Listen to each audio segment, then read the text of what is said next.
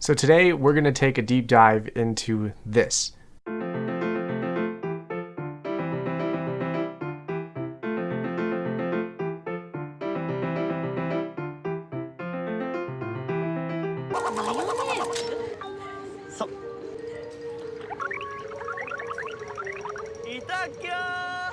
So Japanese mayonnaise has become one of my most favorite condiments in recent years. When I first discovered it, I was like, oh, what is this? This is not like regular mayonnaise. But what makes it so different compared to regular mayonnaise that we would find here in Hellmann's or Miracle Whip, which is not really mayonnaise, by the way. I think the main difference in Japanese mayonnaise compared to traditional mayonnaise is that it incorporates a lot of the Japanese flavors in something so simple, and it makes it taste very good. It has a certain distinct sweet but yet savory kind of a feel, and also a little bit, dare I say, umami. So what's the hype behind this Japanese mayonnaise?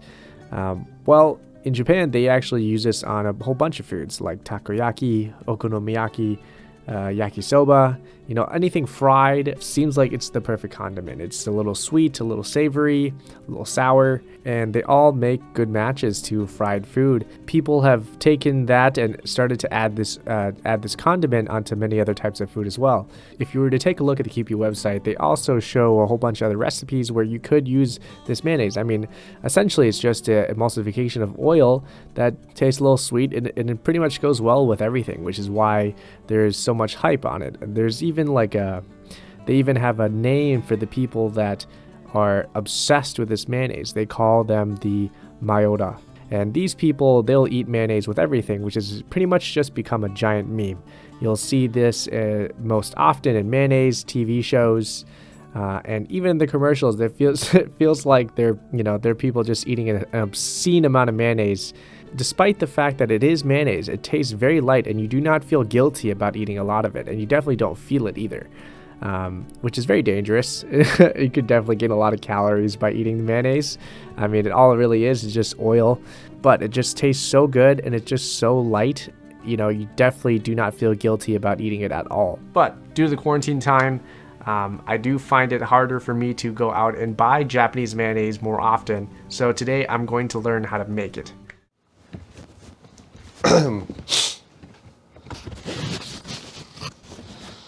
Nice spoon fit here. So what is it exactly that makes Japanese mayonnaise taste the way it does? I'm going to try to tell you that now. I tried my best to describe for you. It's actually like 10 in the morning right now, and I haven't had breakfast, so mayonnaise is what I'll be eating for breakfast.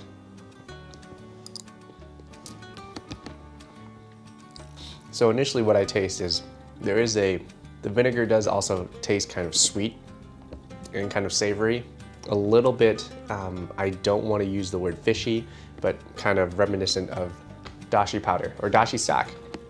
Now that we've tasted it, I'm going to try my best to see if I can try to replicate this. I've seen many other recipes on YouTube and just random food blogger posts, but none of them really taste close to an actual bottle of QP mayonnaise. Without further ado, I'm gonna go ahead and pull out the ingredients, and I will show you guys what I will be using in order to make this, and we'll see if it comes close. Alrighty, so here's what you're going to need to make the Japanese mayonnaise. First, you're going to need 3 eggs, some rice vinegar, some salt. There's also one other thing that I actually did not take a picture here. You're going to need some Dijon mustard. Any kind will work. I just happen to have some Grey Poupon here. But the Dijon mustard will do 2 things. It'll help add to the color of the mayonnaise. And second, it actually is an additional element that will actually help emulsify your mayonnaise. Dashi powder. If you don't have dashi, you can also get away with probably just a pinch of MSG to get the same umami effect, but it won't necessarily taste exactly the same.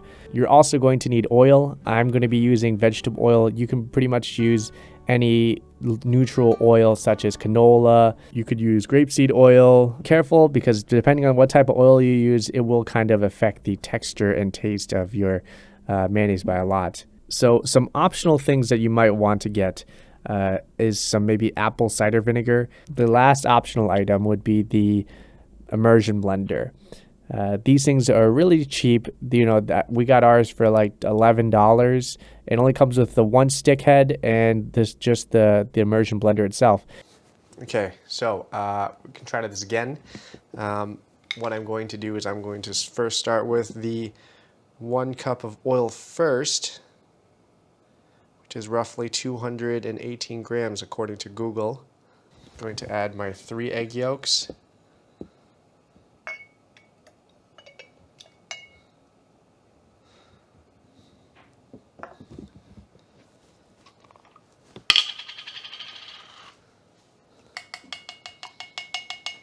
I'm going to add half a teaspoon of salt.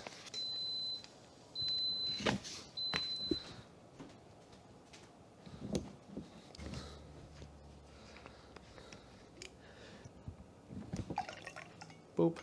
I'm going to call it a splash of lime juice, and I'll add more if I think I need more.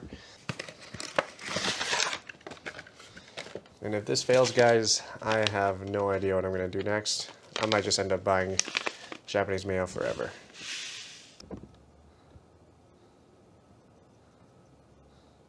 It's the last step, guys. Let's hope it goes well. My total weight is now 300 grams.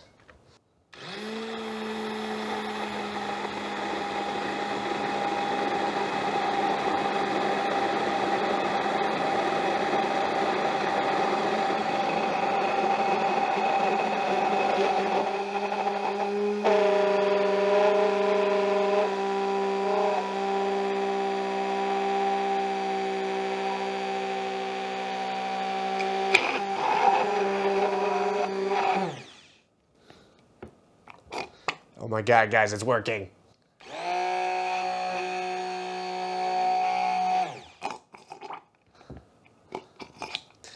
think it actually might be too thick. Might need more lime juice.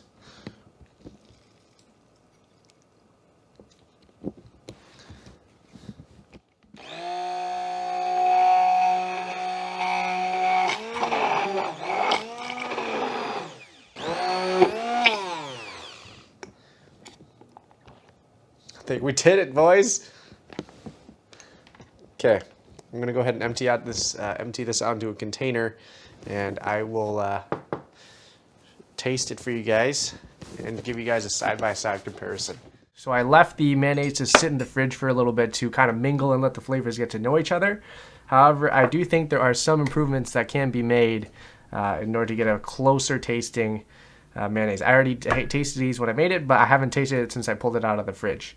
Anywho, so let's take a look at both of these. I'm sure some of you guys already know what Japanese mayo looks like, but maybe not.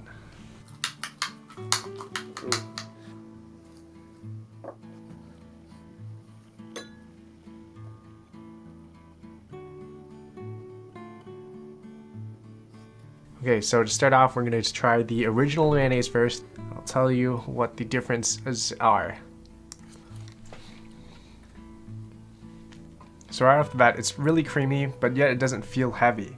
It doesn't taste exactly super salty either. Yeah, it's creamy, but it's light. It's not heavy, even though it's mayonnaise. So I'm going to try this other one, the one that I made after letting it sit in the fridge for a little bit. Take a look at the color and texture. Mine is a little thicker, but as far as color goes, it's almost quite there. But yeah, here we go. Here is the taste test for my mayonnaise.